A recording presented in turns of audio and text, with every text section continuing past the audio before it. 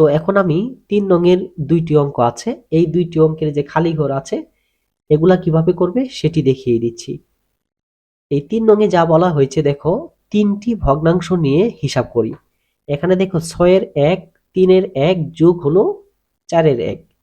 এটাকে আমরা কিভাবে যোগ করব সেটি এখন আমাদেরকে এখানে লিখতে হবে। তো এই ভগ্নাংশের হিসাব করতে হলে আমাদের এই যে ৩টি ভগ্নাংশের হর আছে, এই ৩টি ভগ্নাংশের হরকে প্রথমে আমাদের কি করতে হবে? লসাগু নির্ণয় করতে হবে। ওকে? তো এই ৩টি সংখ্যার লসাগু হবে কত? ১২ হবে। এই ৩টি সংখ্যার লসাগু হবে ১২। এই জন্য এই ৩টি খালি ঘরেই আমাদের ১২ লিখতে হবে।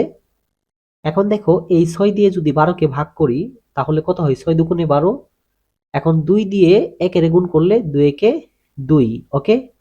এখন দেখো এই দ্বিতীয় ভগ্নাংশের হর কত? ৩। এই ৩ দিয়ে ১২কে ভাগ করতে হবে। এই ৩ দিয়ে কি করতে হবে? এই ১২কে ভাগ করতে হবে। ভাগ করলে কত বের হয়? ৩ ৪ ১২। এখন ৪ এর সঙ্গে আবার ১ গুণন করতে হবে। তাহলে ৪ একে ৪। ওকে?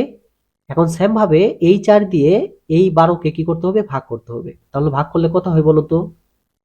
৩ ৪ ১২, ৩ বের হয়। ৩ দিয়ে যদি ১ এর গুণ করি তাহলে ৩ একে ৩। ওকে? তো প্রিয় শিক্ষার্থী বন্ধুরা, আশা করি তোমরা বুঝতে পারছো। ওকে? এখন দেখো এই ৩টি ভগ্নাংশের হর কিন্তু ১২। এই যে ১২, এই যে ১২, এই যে ১২। এখন ১২ ১২ ১২, এই ১২র আবার লসাগু করলে কিন্তু ১২ই হয়। তার মানে এই ৩টি ১২র লসাগু কিন্তু ১২। আর উপরে যা আছে তাই থাকবে। ২ ৪ ৩।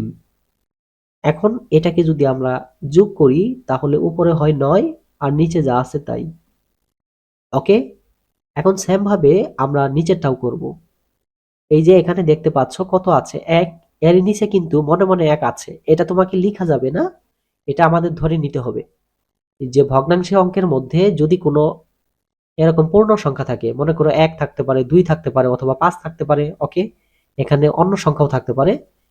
কিন্তু এটা যদি ভগ্নাংশের অঙ্কের মধ্যে থাকে, মানে হলো যে ভগ্নাংশের যোগ বিয়োগ অঙ্কের মধ্যে থাকে, তাহলে আমাদের এর নিচে মনে মনে আমাদের কি ধরতে হবে? ১ ধরতে হবে। তাহলে এখন দেখো এর নিচে যদি আমরা মনে মনে ১ ধরি, এটা কিন্তু তোমাকে লেখা যাবে না। ওকে? আমরা মনে মনে ধরবো এটা। তাহলে ১, ২ আর ৪ এই ৩টি সংখ্যার লসাগু কত হয় বলো তো? এই ৩টি সংখ্যার লসাগু হবে ৪। ওকে? আমি একটু পরে তোমাদেরকে দেখিয়ে দিচ্ছি। এখন এই ৪ কে যদি ১ দিয়ে ভাগ করি কত হয়? ৪ হয়। ৪ দিয়ে ১ এর গুণ করলে ৪ই হয়। আবার এই ৪ কে ২ দিয়ে ভাগ করলে কত বের হয়? ২। ২ দিয়ে আবার যদি ১ এর গুণ করি তাহলে কত হয়? ২। এখন ৪ দিয়ে ৪ এর ভাগ করলে কত হয়? ১। ১ দিয়ে ১ এর গুণ করলে ১ই হয়।